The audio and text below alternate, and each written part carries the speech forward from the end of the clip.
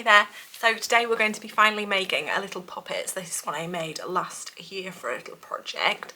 Now I'm going to be focusing on making a human puppet. Obviously you can do whatever type of puppet you wanted. You can do a puppet of an animal, of a mythical creature, of an alien, of anything really, of some sort of inanimate object that you are animating, whatever you want, but we are just going to be focusing on humans today.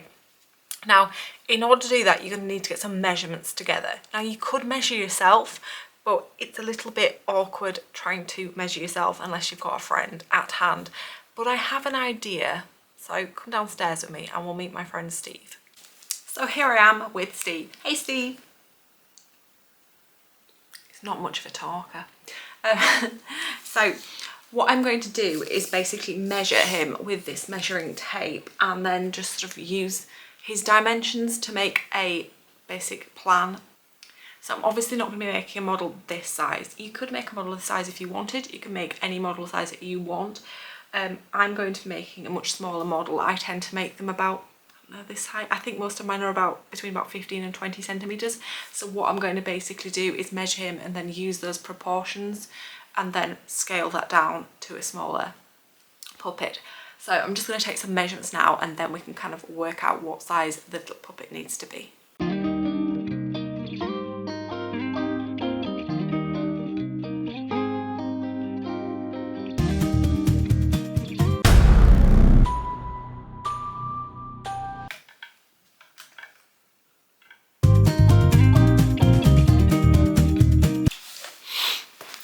And there, if you can see, I've basically just drawn out a very basic version of that skeleton and put all my measurements on. So now I'm going to go and try and scale those measurements down and work out what size the actual model needs to be, and then we can get making.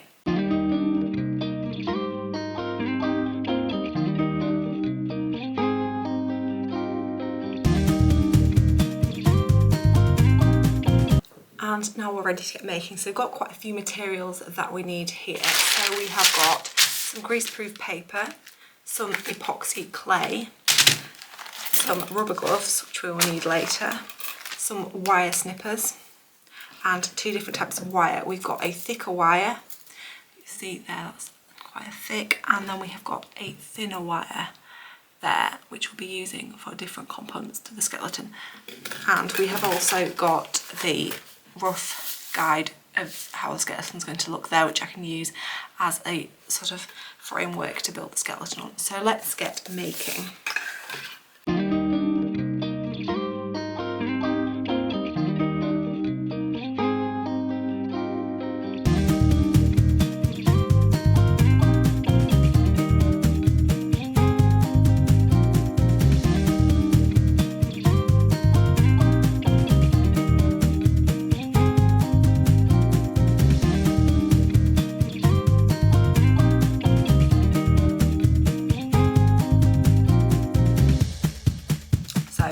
Probably wondering how we're going to stick all this together. There are several different options available to you, but the one most people use is epoxy clay.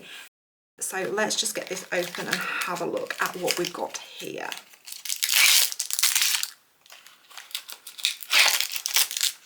So what this is basically two different types of clay.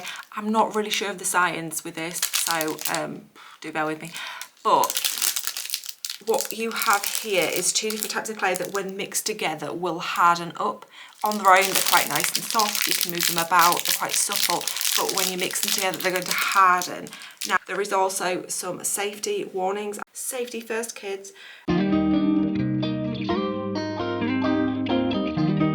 Now we're going to use this basically to stick the skeleton together. But obviously you don't want it in places where you need flexibility because it's going to stop it, basically it's holding it in place. So we're going to take this off this bit of paper now, and this is where our greaseproof paper is going to come in, because the greaseproof paper will stop it sticking to the table.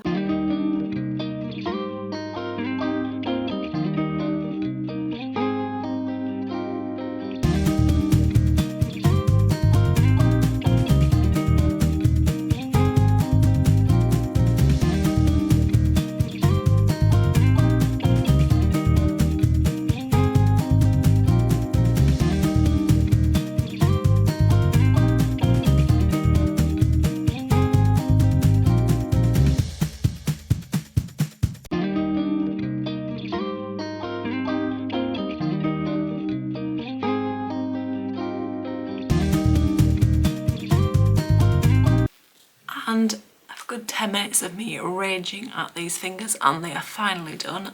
Now I just need to get the feet sorted. So for this I need to actually get the feet in the right alignment, because no one outside of a children's drawing has feet that turn out sideways.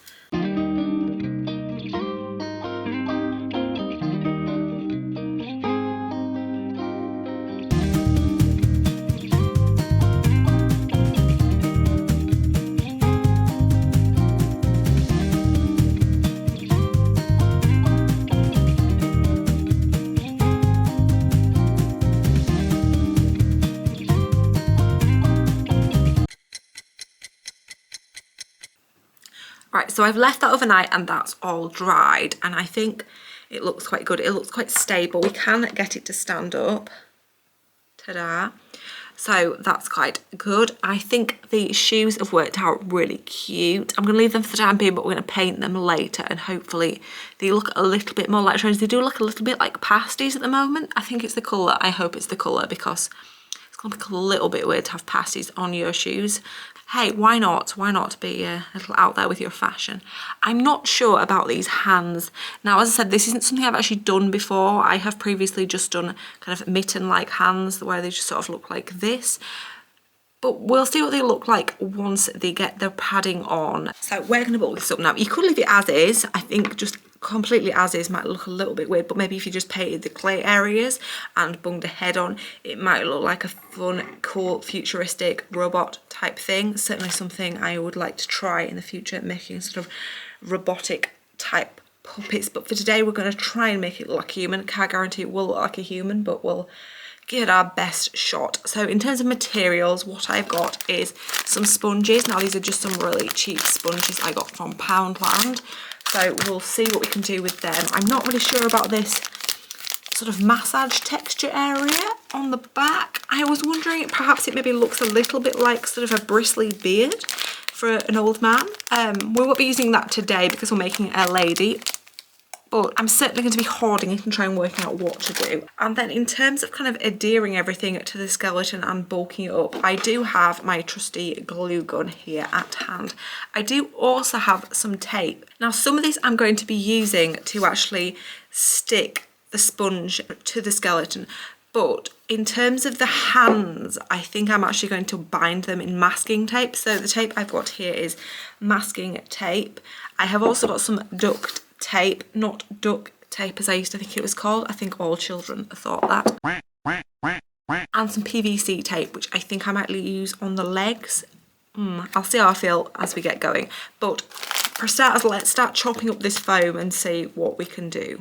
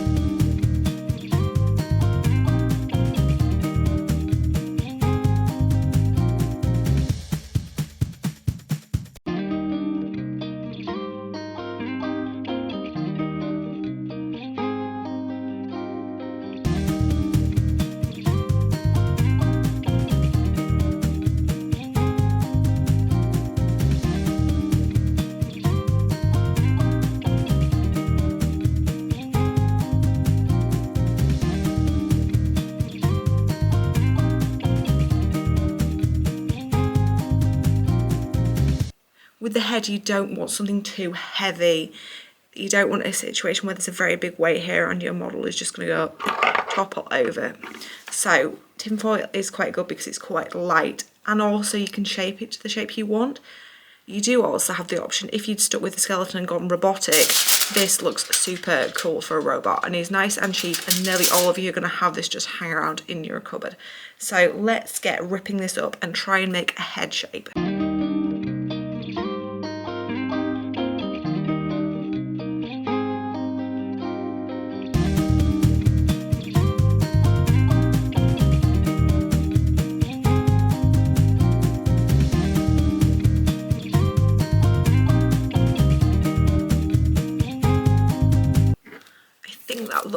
about the right size. If in doubt, I would tend to make the head a little bit bigger proportion wise to the body. In animation, that is normally how things go.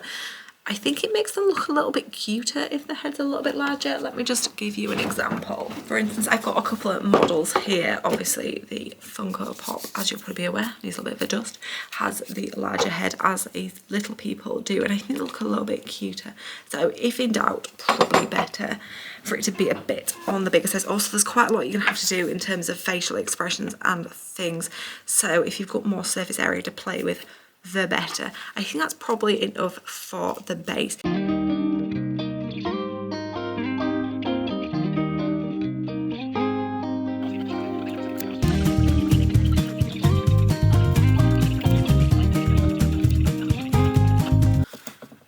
So that's one finger with the masking tape. I don't think that looks bad. I'm starting to feel a bit more positive about this.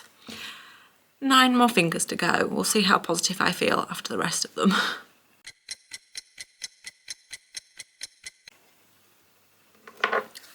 Now, those hands I don't, I mean, they're not perfect, but they're certainly better than I thought they were going to turn out, so I don't think that's too bad. It does currently look a bit like they're wearing rubber gloves, but hopefully once painted they won't look quite so weird.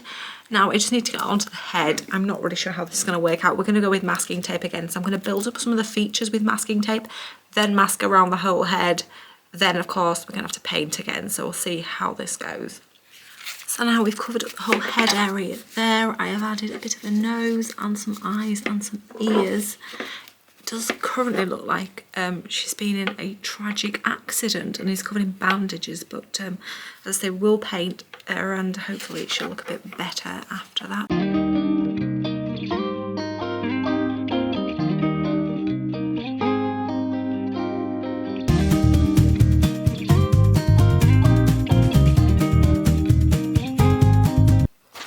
And there we have her all masking taped up. I was worried that this would slightly inhibit the movements, but the arms and limbs are all moving about fine, which is great because that is the main point of making a puppet in this style. You want it to be able to move around and be able to actually animate them, hence the term animation.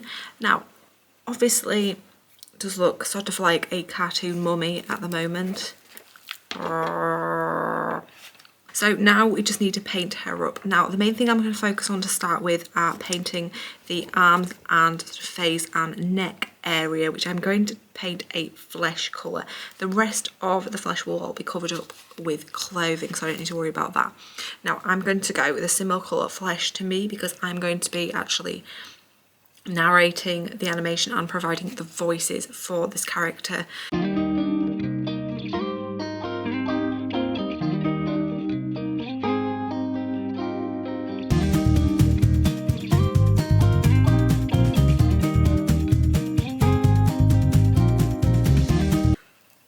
So they're all painted up. Possibly might need a second coat, but we'll see what she looks like when that's all dried tomorrow. So all the paint is dried and now we've got our hands and our face completed. Now, I'm really not convinced about the hands or the face, to be honest, but we're going to continue on and finish the rest of it and then analyse it at the end and see what we'd want to change when we do another model. So today we're going to just focus on the face. Now, I need some eyes. So I was wondering what to do in terms of eyes. I have in the past sewn eyes on, but obviously this isn't fabric, so I'm not sure it's going to work. And I did find these. These are eyes that you would use if you were making something like a teddy bear or another sort of knitted crocheted thing. If you can see those, they're like a sort of little bead and then you put a stopper in them. Now, obviously because I can't access the inside of the head, I mean, I suppose I could have if I'd made it slightly differently, but I can't access the inside of the head, so I can't do it that way. But I think if I make a hole and then put some of these in, so they've got like a little, almost like a screw on the back of them. So I was going to try and bore that into the head, but I think it's a bit too long. So I've found my wire cutters again, and I'm basically just going to nib the end off that. Don't know where that went. So yeah, they've only got a little end on them now, so I just need to make a little hole in the eye socket for these to go in.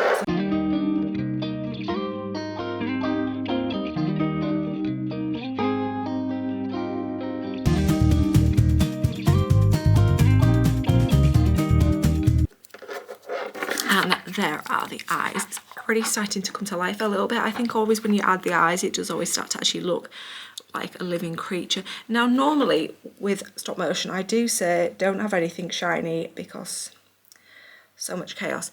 But I think with the eyes, you do want them to look slightly glassy. I think it looks a bit weird if they're too matte. I think because it's such a small surface area, I don't think light bouncing off them interferes. I think a small bit of light in the eye does actually bring it to life a little bit. I did notice recently watching Wallace and Gromit that their eyes are quite glassy and you can see things bouncing off them. So, I mean, if it's good enough for Aardman, I think it's good enough for me. So, those are the eyes. I don't think they're perfect, but I think that works quite well. So, we're now going to move on to the body. I'm just going to leave the rest of the face for the time being. Now, obviously, this masking tape has worked to sort of hold the structure together, but it doesn't look very tidy, so we do need to cover this up, which is where some more tape is going to come in. So, we're going to get out the, calling it PVC tape, I would call this electrical tape. You can actually get this in some quite jazzy colours. I wasn't able to find black, but I have seen it before in blue, and then that sort of yellow and green earth type wire that you would get in electrical cabling, which might look quite cool if you're doing some sort of an alien or strange creature. So what I'm going to try and do is just wrap this around the puppet so that she's covered in black, almost as if she's wearing sort of black base layers. So perhaps if you were a millennial like myself, you might be used to wearing like sort of black layers in their dress. So I'm kind of going to go for that vibe. So she looks like she's wearing like a long sleeved black t-shirt and black leggings, which then will form the basis of her outfit. Again, we have additions to masking tape and some of it doesn't look super tidy, so I am a bit worried we could have that effect, but this tape is a bit stickier, so I'll get going and we'll see what it looks like. We can always cover it up with something else, get her a nice chunky knit jumper or something just to throw over the top, but we'll see how this goes. Let's remain positive for the time being. Now, there we have her all covered in that black tape. I feel like this again looks like some sort of a strange sort of Halloween monster. I feel like with every step we're taking, we're morphing into a different type of monster. But, I mean, if that's what you're going for, you could just have stopped to whatever stage of monster you were looking for. We're not going to stop. We're going to try and create this into an actual pretty little lady rather than some sort of odd gothic alien.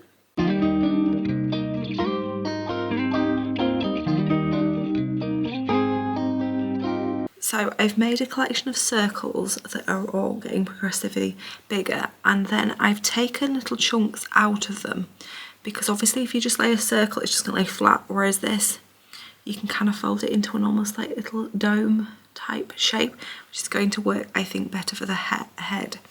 So the idea being that these will sort of fit on and around the head. And then to give a bit of length in this back area, I've created two other bits that are going to slot under here. I'm going to layer those up too. I've, just because it looked a bit severe with a straight edge, I have then cut a slightly jagged pattern in the bottom of this to hopefully give a bit more texture and excitement. I think I'm just going to start gluing these down, but I'm obviously going to have to start with the bottom layers first and then put the smaller bits on the top.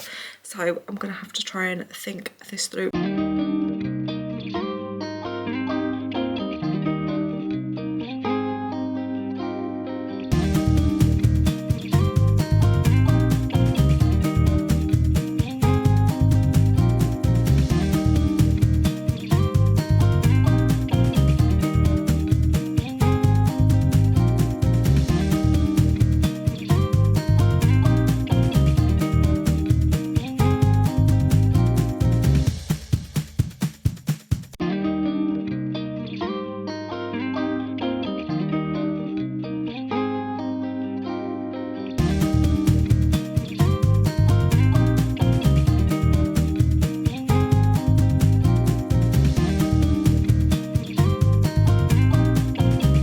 And I'm actually quite happy with how that's turned out. I think she looks quite cool. I think it looks like a sort of fun layered haircut. It almost has a bit of a look of like a wolf cut, I think they're called, where you have like a lot of layering around the front, almost a bit of a sort of 70s glam rock type vibe. I mean, that's not really the look I was going for, but hey, we're here, so let's just embrace it.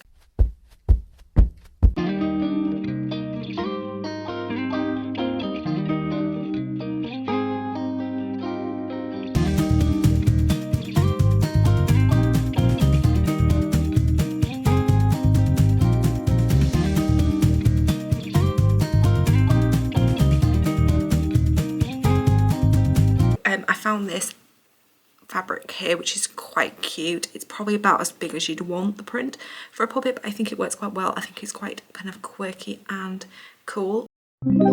Here we have this little wraparound skirt. So I haven't used a proper pattern or anything. I've just kind of went with the flow and done it myself. So we'll see how this works out. And there she is. I think that looks really cute. I have gone with more of an A-line design rather than a straight skirt, so she's still got the movement in her leg. We didn't want to go to all that effort with all the wiring in the legs and then bind them up to the state where she couldn't actually do anything.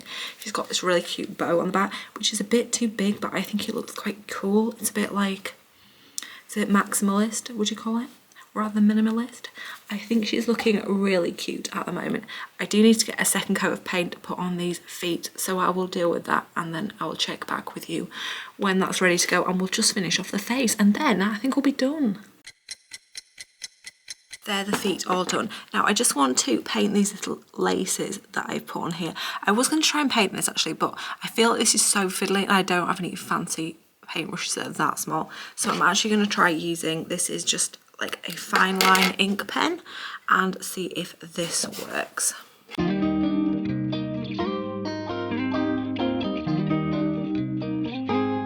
So look, that's the first one done. I think that looks quite well. I think it contrasts really well. I'm also really happy with how the red and of the laces and the red of the skirt match. I think she looks quite coordinated, something I very rarely am. So I'm just going to carry on with the rest of these laces and then we'll get back and we just have to tackle the face. So that is the feet all done and I'm happy with how they have turned out. So now we just need to move on to the mouth piece. Now I wanted to use a mouthpiece that actually could be interchangeable, so you can change the expression on the face. Obviously some very clever and fancy animation companies who have a lot more people working for them and a lot more budget than I have do have fully interchangeable headpieces, so you can literally take this whole front section of the face off and change it front of the face between shots. I am A, not that skilled, and B, do not have those amounts of options that are open to me money wise and things, but I'm going to try doing something with a paper clip. So what I did was take a very simple black paper clip.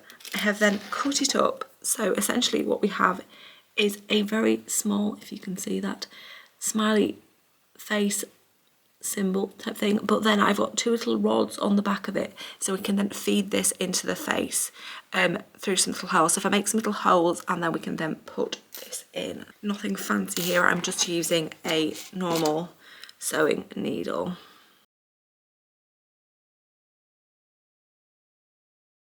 And she's all smiling and happy there, so you could change that in and out for different face shapes and make her talk and things. I did try something similar on Mermaid Mayhem.